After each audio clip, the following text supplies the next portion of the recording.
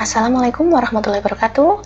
Salam sejahtera untuk kita semua dan salam jumpa kembali di YouTube kesayangan kita, YouTube channel Cita Varstika Berliana. Pada kesempatan kali ini, saya harap semua teman-teman dalam keadaan sehat walafiat ya, meskipun masih dalam situasi atau kondisi di mana kita dihadapkan dengan pandemi, tetapi tidak mengurangi rasa syukur kita karena kita masih belajar dan masih bisa belajar walaupun dengan daring. Oke. Seperti pertemuan sebelumnya, pada pertemuan kali ini saya masih membahas mata pelajaran Produk Kreatif dan Kewirausahaan atau PKK dengan KD 4.5, yaitu membuat alur dan proses kerja pembuatan prototipe produk barang atau jasa.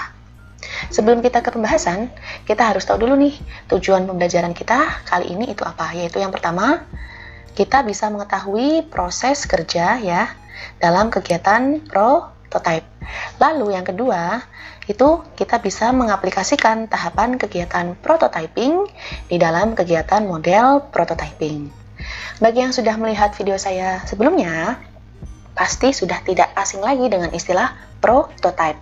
Dan pada kesempatan kali ini, saya akan bahas tentang prototyping ya. Jadi prototyping di sini adalah kegiatan untuk membuat prototype ya. Jadi di sini. Nah, kegiatan membuat prototype. Oke, saya ucapkan terima kasih juga untuk teman-teman semua yang sudah subscribe channel YouTube saya. Saya harap video saya bisa bermanfaat, dan bagi yang belum subscribe, kalau misal suka dengan video ini, boleh dong diklikkan tombol subscribe-nya biar saya makin semangat. Terima kasih. Mari kita lanjut. Ya, yang pertama yaitu proses kerja pembuatan prototype atau prototyping produk barang atau jasa. Prototyping itu merupakan kegiatan untuk membuat prototype. Jadi seperti ini, yang namanya wirausahawan atau namanya pengusaha, kalau misal dia ingin survive produknya atau barangnya, itu sebelum mereka perjualbelikan si produk ke pasaran dan sebelum diperbanyak, mereka harus terlebih dahulu membuat yang namanya prototype atau biasa kita sebut bahasa sederhananya itu model ya. Kita harus tahu modelnya terlebih dahulu. Kenapa seperti itu? Karena dengan prototype kita akan tahu kelemahan ya. Di sini kita bisa melihat kelemahan ya. Ini minusnya saya tulis, maupun kelebihan ya, plus dari produk yang hendak kita buat untuk konsumen seperti itu. Nah, kemudian pentingnya prototyping itu apa ya? Jadi kalau misal dilaksanakan, itu akan sangat membantu para wirausahawan untuk menyempurnakan produknya. Karena apa? Bisa dilihat pertama melalui modelnya ya. Jadi sebelum produk diperbanyak, sudah tahu terlebih dahulu modelnya. Ini adalah dalam rangka untuk uji coba ya. Jadi sebelum diperbanyak harus diuji coba dulu. Oke, untuk bisa mengerti proses kerja pembuatan prototype atau prototyping, itu kita harus paham tahapan-tahapan dalam proses kerjanya. Adapun beberapa tahapan dalam kerja pembuatan prototype itu saya di sini tuliskan ada 4 ya. Yang pertama yaitu memformulasikan hasil riset pasar. Yang kedua, mempertimbangkan kemampuan fasilitas perusahaan. Lalu yang ketiga, membuat sketsa produk. Dan yang keempat, yaitu membuat gambar kerja. Keempatnya itu penting dan wajib kita perhatikan dengan seksama sebelum kita melakukan prototyping. Kita bahas yang pertama dulu yaitu memformulasikan hasil riset pasar. Riset pasar ya. Riset pasar itu apa sih? Berarti kita harus melakukan seperti suatu survei ya terhadap pasar tentang apa kebutuhan daripada konsumen dan apa yang sebenarnya diperlukan oleh konsumen. Bisa dikatakan riset pasar ini adalah sebagai titik tolak dalam kegiatan desain produk barang maupun jasa. Jadi kenapa saya katakan sebagai titik tolak di sini? Karena dengan riset pasar itu kita bisa mengetahui produk yang diinginkan oleh pelanggan, sehingga seorang desainer itu bisa mengira-ngira dalam pembuatan modelnya ya, model dari produk barang ataupun jasa. Nah, ketika kita sudah melakukan riset pasar, otomatis kita nanti akan bisa tahu kalau misal model dari barang itu kita buat, itu akan terlihat, ya, jadi ini nantinya akan menghasilkan model ya, prototyping ini nantinya akan menghasilkan model, dan model ini nantinya akan bisa terlihat apakah model dari produk kita itu banyak kekurangannya atau banyak kelebihannya. Sehingga apa? Sehingga dengan prototyping nantinya kita akan bisa menyempurnakan produk yang akan kita buat ya. Ya, jadi di sini nanti bisa hasilnya sempurna, perfect ya. Nah, kita lanjutkan. Jadi riset pasar juga bisa digunakan untuk mengetahui ya produk-produk baru ya di sini ataupun yang lama. Yang dimaksud dengan produk baru itu adalah newcomer, pendatang baru. Jadi sebelumnya itu belum ada pengusaha ataupun wirausahawan yang menciptakan produk tersebut. Jadi benar-benar ini hal yang baru untuk konsumen. Tetapi juga riset pasar bisa kita gunakan untuk kalau misal kita ingin memberikan inovasi ya kepada produk-produk yang lama, ini juga bisa supaya produk lama itu lebih menarik di mata konsumen. Kemudian dalam riset pembuatan produk itu juga kita harus mempertimbangkan beberapa hal ya di sini, diantaranya yang pertama yaitu keinginan pelanggan, lalu yang kedua biaya dari pembuatan produk baru atau pengembangan. Yang pertama dulu keinginan pelanggan. Keinginan pelanggan itu biasanya berhubungan dengan kualitas ya. Jadi menurut survei misalnya ternyata tas yang terbuat dari bahan kulit itu biasanya lebih banyak diminati oleh para konsumen dibandingkan dengan bahan plastik dan lain-lain. Nah, itu kita harus menyesuaikan dengan keinginan pelanggan. Kemudian lagi, warna dari produk itu. Misalnya selama ini banyak beredar produk X dengan warna seperti ini. Ternyata kalau kita survei ke pelanggan, wah ternyata warnanya itu sangat-sangat membosankan misalnya. Terus kita membuat inovasi baru, menggunakan warna-warna yang lain atau kombinasi warna yang cerah, itu juga bisa. Jadi kita harus mempertimbangkan daripada keinginan pelanggan. Kemudian yang kedua, biaya dari pembuatan produk baru ataupun pengembangannya. Nah, di sini ini dua hal ya teman-teman, ini produk baru dan atau pengembangannya. Produk baru berarti yang tadi saya bilang newcomer ya, produk yang sebelumnya belum ada yang menciptakan. Kemudian untuk pengembangan berarti ini produk lama yang mendapatkan inovasi lagi. Nah, di sini ada tulisan biaya, berarti prototyping atau pembuatan model itu harus mempertimbangkan biaya dari pembuatan produk baru ataupun pengembangan dari produk lama. Jadi jangan sampai kita dalam pembuatan prototyping itu nggak memperhatikan yang namanya biaya. Ini sangat-sangat akan merugikan diri kita sendiri. Kemudian yang harus diperhatikan berikutnya yaitu kemampuan fasilitas perusahaan itu dalam hal apa saja ya. Yang pertama, misalnya seberapa banyak tenaga kerjanya ya, tenaga kerja. Kemudian misal yang lain yaitu mesinnya ya, mesin. Lalu misalnya lagi peralatan yang menunjang.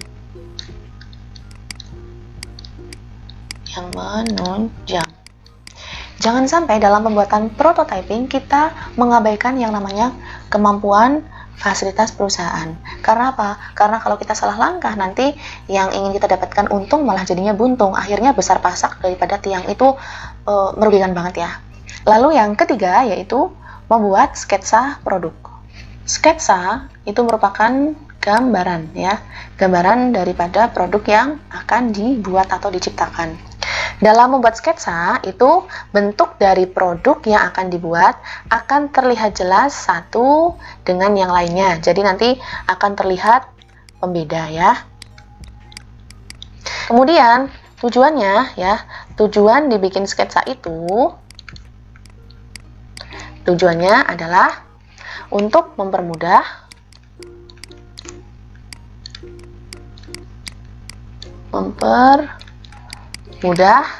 dalam pembuatan gambar kerja. Ya, di sini dalam pembuatan gambar kerja. Ya. Terus Terus sketsa ini memang tidak dibuat sesuai dengan ukuran yang sebenarnya ya, tetapi dapat dilihat tentunya dengan menggunakan skala perbandingan. Kita lanjut yang terakhir, yaitu membuat gambar kerja. Dalam proses ini, dapat digambarkan bentuk dan ukuran yang sebenarnya dengan skala yang diperkecil. Jadi, tetap aja kita menggunakan perbandingan skala. Kemudian, selain itu, dalam gambar kerja juga diperlihatkan bahan-bahan yang akan dipergunakan untuk pembuatan produk. Jadi, di sini ya, gambar kerja itu biasanya penggunaan skalanya itu diperkecil.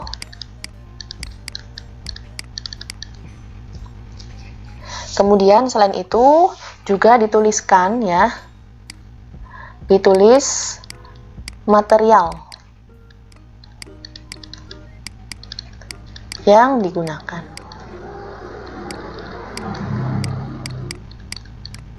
Nah, jadi materialnya itu apa aja, komponennya itu apa aja, itu ditulis lengkap dalam pembuatan gambar kerja. Ya, termasuk spesifikasi yang memuat keterangan-keterangan yang tidak dapat dibuat pada gambar dan juga rincian biaya. Di sini lengkap ya, membuat gambar kerja. Nah, itu dia keempat tahapan-tahapan dalam proses pembuatan prototype. Yang kedua, yaitu faktor-faktor yang mempengaruhi prototype. Ya, saya sudah tuliskan di sini ada 5 hal yang mempengaruhi prototype. Yang pertama yaitu fungsi produk. Yang kedua, standar dan spesifikasi desain. Lalu yang ketiga, tanggung jawab produk. Yang keempat, harga dan volume. Dan yang kelima adalah evaluasi prototype. Kita bahas satu persatu ya. Yang pertama dulu, fungsi produk. Kita harus menyadari bahwa setiap produk yang akan dihasilkan itu mempunyai fungsi atau kegunaan yang berbeda-beda antara satu dengan yang lainnya. Hal ini itu tergantung untuk apa keperluan produk itu dibuat. Misalnya nih ya, misalnya saya tuliskan di sini produk berupa makanan ya dengan produk minyak wangi ya, parfum versus parfum. Nah, di sini produk makanan dengan produk minyak wangi tentunya akan banyak sekali pembedanya ya. Misalnya yang pertama kemasan, kemudian fungsinya buat apa, dan desainnya pun harus disesuaikan dengan kebutuhan dari fungsi produk tersebut. Kalau makanan otomatis ya dari desain kemasannya itu harus yang tahan panas, tahan air ya, kemudian mudah dibawa. Kalau yang parfum biasanya itu lebih elegan, biasa terbuat dari kaca atau beling gitu ya, dan lain sebagainya. Itu juga harus disesuaikan dengan apa produk yang akan dibuat. Lalu yang kedua yaitu standar dan spesifikasi desain. Standar dan spesifikasi desain ini ada 7 hal yang harus diperhatikan ya. Yang pertama itu sambungan-sambungan. Di sini perusahaan harus merencanakan bagaimana menyambung bagian-bagian supaya tidak terlihat ada bagian yang kosong. Jadi otomatis kalau kita ingin desain suatu produk kan itu kita gambar satu persatu, misalnya bagian tampak terlihat atas, tampak terlihat samping, tampak terlihat samping atas, samping bawah gitu ya. Kita harus memperhatikan benar-benar supaya nantinya ketika kita jadikan si desain tadi dalam ukuran atau model 3 dimensi itu tidak akan terlihat bagian yang kosong. Lalu yang kedua ya, yang diperhatikan lagi yaitu bagiannya. Jadi pada saat mendesain produk itu ada bagian yang berfungsi untuk menyesuaikan ukuran keserasian desain yang disambung dengan bagian lainnya, sehingga jika disatukan itu akan menjadi kesatuan yang kuat. Jadi kita juga harus paham bagian penyambungnya itu bagaimana ya, supaya nantinya ketika kita bikin dalam bentuk model itu akan menjadi barang yang kuat. Lalu yang ketiga yaitu bentuk. Artinya ya, yang bentuk ini pada saat mendesain bentuk itu harus diperhatikan keindahan dan kesesuaiannya dengan fungsi dan juga kegunaannya ya. Jadi kita harus memperhatikan estetikanya ya. Di sini saya tulis estetika. Kemudian yang keempat yaitu ukuran. Artinya ukuran itu perlu diperhatikan juga dan harus seimbang bagian-bagiannya secara keseluruhan ya. Jadi ini harus seimbang. imbang. Jangan sampai ada yang ukurannya itu membuat si produk jadi terlihat tidak proporsional, itu jangan. Lalu selanjutnya yaitu mutu. Mutu itu artinya suatu produk harus disesuaikan dengan fungsi produk tersebut ya. Jadi ini harus sesuai dengan fungsi. Nah, maksudnya gimana? Atau misalnya gimana nih? Jika produk tersebut akan digunakan dalam jangka waktu yang panjang, maka mutu produk juga harus lebih tinggi dibandingkan dengan produk yang digunakan dalam jangka waktu yang pendek. Ini berkenaan dengan tingkat keawetan dari si produk ya. Kemudian yang keenam yaitu bahan, yaitu bila produk yang akan digunakan ingin berkualitas tinggi, maka bahan yang digunakan pun harus bahan-bahan yang terpilih, yang berkualitas tinggi pula, sehingga konsumen pun akan terpuaskan. Jadi, kalau dalam istilah Jawa itu, istilahnya itu apa? Rego nggawa rupa gitu ya. Kalau dalam Jawa itu rego nggawa rupa. Jadi, kalau ingin produk kita bagus, ya berarti dari segi bahan, dari segi materialnya itu juga harus bagus, walaupun nantinya harganya cenderung lebih mahal. Kemudian yang ketujuh yaitu warna, yang terakhir ya.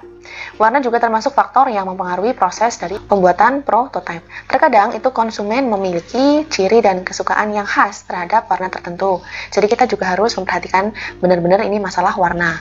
Nah, hal ini ya harus diperhatikan agar produsen itu dapat bersaing dengan perusahaan lainnya yang produknya itu sejenis. Jadi bagaimanalah caranya kita harus membuat produk-produk kita tadi lebih menarik, lebih baik daripada produk pesaing. Nah, inilah standar spesifikasi desain yang harus kita perhatikan. Ada tuh 7 ya, paham ya? Lalu kita lanjut yang C, tanggung jawab produk. Nah, terkadang nih ada konsumen yang mengeluh akan produk yang mereka gunakan. Misalnya, ini kok produk seperti ini ya, ini kok produk seperti itu ya. Nah, ini adalah beban daripada produsen, harus tanggung jawab nih ya, harus tanggung jawab nih si produsennya. Karena ini berkenaan dengan keselamatan dan juga kenyamanan konsumen dalam menggunakan produk dari kita. Saya tulis ya di sini berkenaan dengan kenyamanan dan keselamatan konsumen. Kemudian yang keempat, harga dan juga volume. Ya, ini ada kaitan yang erat antara harga dan volume atau jumlah produk yang akan dibuat. Biasanya, produk yang dibuat berdasarkan pesanan atau by order ya, itu jauh lebih tinggi harganya dibandingkan dengan produk yang diproduksi secara massal ya. Jadi produk yang kita pesan, misalnya kualitasnya bagus, kemudian permintaannya sedikit ya, jadi kan limited edition ya ceritanya. Juga nanti pengemasannya akan berbeda dengan produk yang diproduksi secara massal. Jadi nanti harga dan volume ya, yang dimaksud harga ya berarti harga jualnya, volume itu berarti banyaknya permintaan, itu nanti akan sangat mempengaruhi harga di pasaran dan juga sangat mempengaruhi desain dan kemasannya. Biasanya untuk barang-barang yang emang diproduksi dalam jumlah sedikit atau hanya dibuat itu by order, itu akan mempunyai tampilan atau desain yang limited edition ya. Jadi desainnya itu sangat spesial ya dibandingkan dengan produk yang memang diproduksi dalam jumlah yang banyak dan untuk massal seperti itu. Lanjut faktor yang terakhir yaitu evaluasi prototipe.